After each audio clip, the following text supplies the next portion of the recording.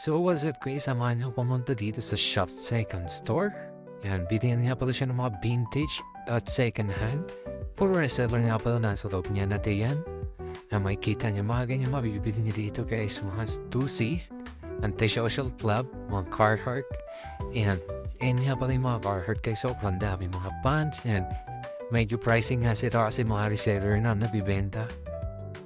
Yan, ang dami yan guys. Malulunod kayo sa dami. At ito isang leather jacket nga pala nakikita natin. Nagkakalaga ng $300. Grabe, sobrang mahal naman yan, idol. At ayan, ililipot ko po kayo. Ayan, sobrang daming magaganda dito guys. Ayan, tingnan nyo. May mga vintage na jacket, racing jacket. Ayan, may mga cup din. Ayan, vintage na NBA jacket. Ayan, sobrang dami yan guys. Mga branded nga pala lahat yan. At yan, mga cup na vintage din guys. Yan, isang 1994 NBA Champion Starter Cup at ayan, sobrang dami. At ito nga pala kami ng tropa ko guys. Kasama ko nga siya nga pala kasama ko pumunta dito. Yan, mga sapatos. Ang reseller nga pala mga nagbibenta dito guys. Mga nakuha din sa thrift store. Ayan, habang tumatambay nga pala kami nakita kami ng Cybertruck.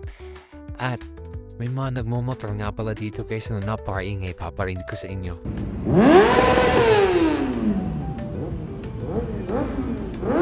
So yun lang guys, maraming salamat, bye!